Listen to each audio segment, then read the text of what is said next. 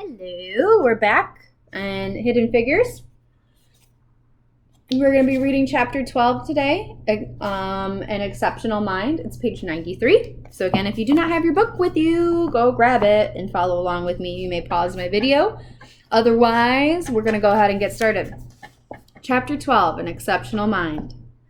Like Mary Jackson, Catherine Goebel was a gifted mathematician who put her talents to work as a teacher. She was quite content with her life as a wife and mother, teaching math and French in Marion, Virginia. It would be years before she learned the work of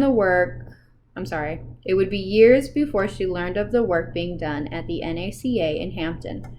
But everything would change in August of 1952 when she attended a family wedding.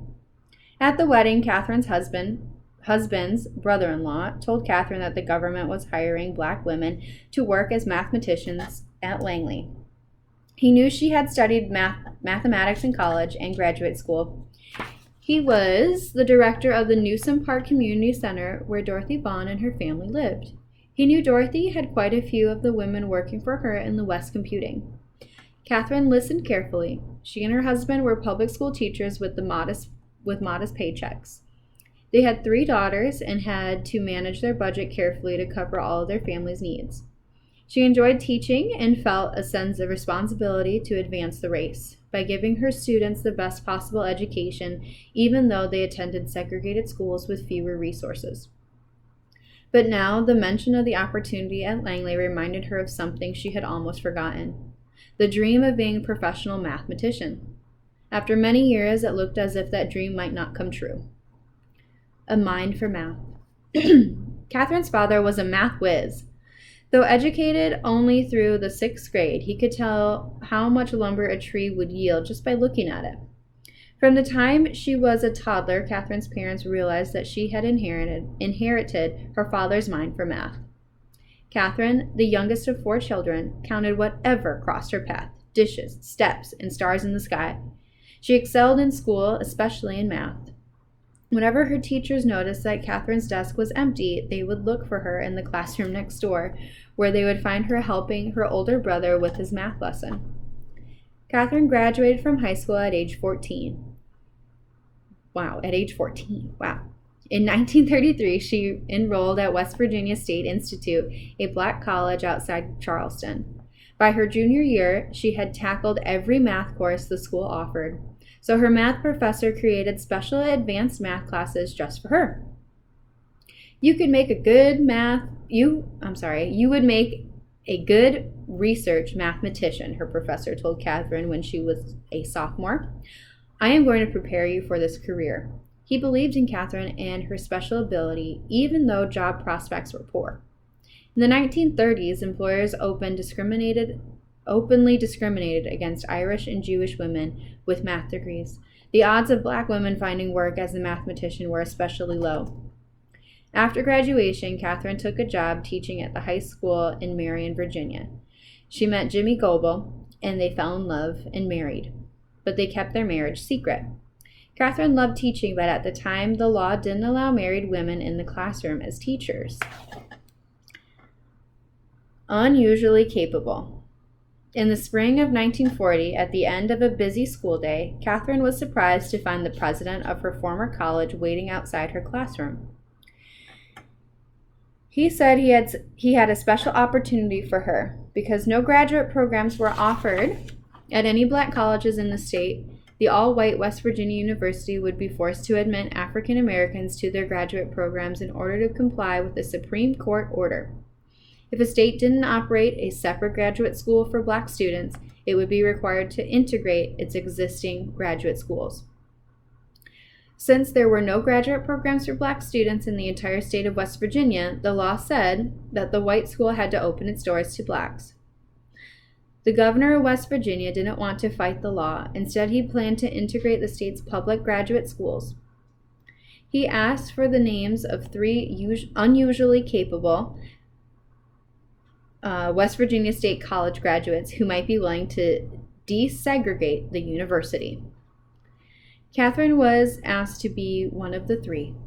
The other 2 were men who would be entering the law school. So she was the only black woman at the start of desegregation. So actually, literally, the only black woman at the school, which would be seemingly intimidating to me. Catherine accepted a place in the graduate school studying mathematics. On her last day teaching at the high school, Catherine's principal presented her with a full set of math reference books. He wanted her to succeed, and he feared that as one of the school's first black students, she might have trouble accessing the books she needed at the white school's library. That's so sad. Catherine enrolled in West Virginia's University summer session. Her mother moved to Morgantown, West Virginia, to room with her daughter, hoping to help her navigate what could be a difficult situation if the white students chose to bully her or call her names. As it turned out, most of the white students welcomed Catherine, and some went out of their way to be friendly. Only one classmate gave her any trouble, and that student just tried to insult Catherine by ignoring her. The professors treated her fairly, and Catherine more than met the academic standard. Her greatest challenge? Finding a course that didn't repeat what she already learned. At the end of the summer session, Catherine found that she and her husband were expecting a baby. Being quietly married was one thing, but having a baby was another.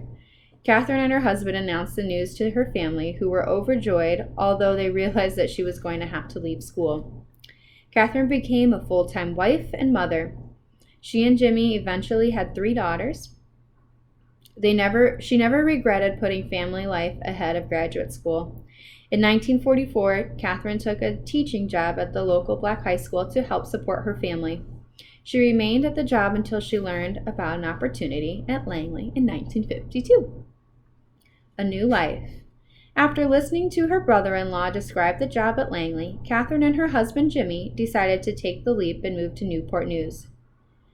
When they arrived, they moved into an apartment in Newsom Park. Her husband got a stable, well-paid job as a painter in the Newport News shipyard.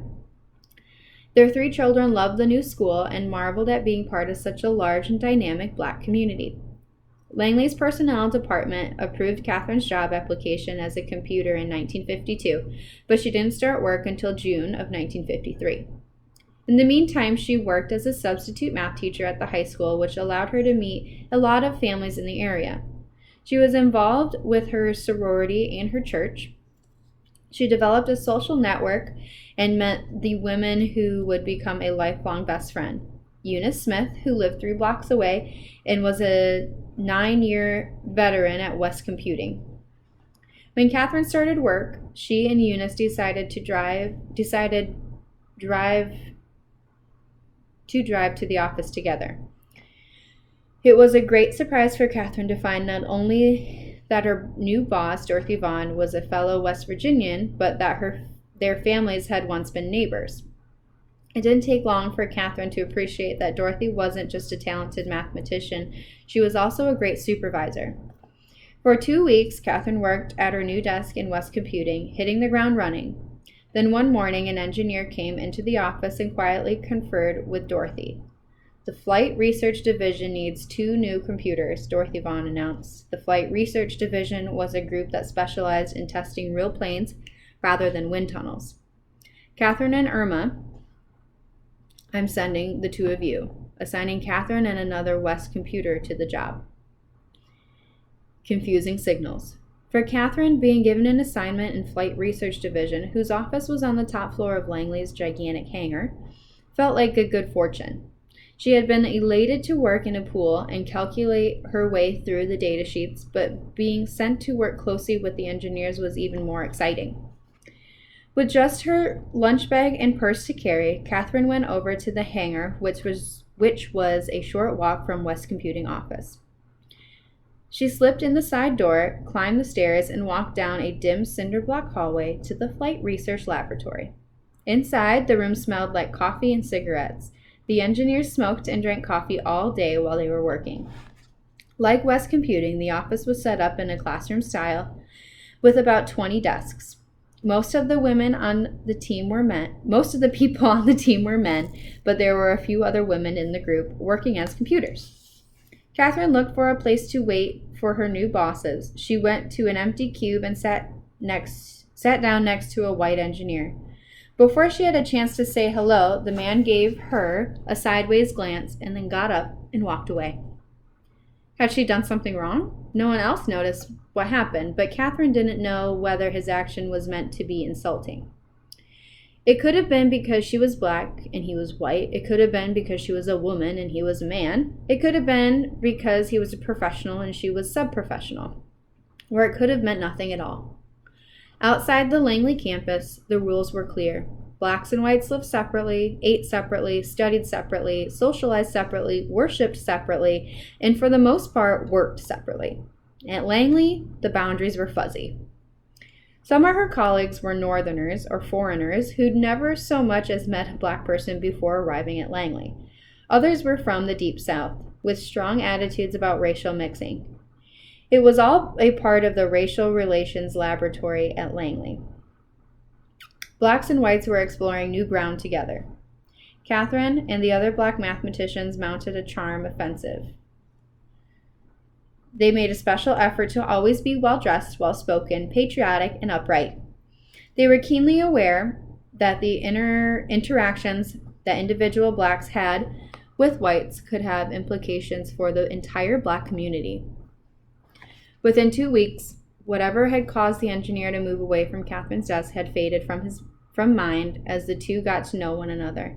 The man was more than pleased when he discovered that his new office mate was a fellow transplant from West Virginia, and they became fast friends. West Virginia never left Catherine's heart, but Virginia, it would soon be clear, was her destiny. And that is the end of chapter 12. So thank you for listening, and tune in for chapter 13 next.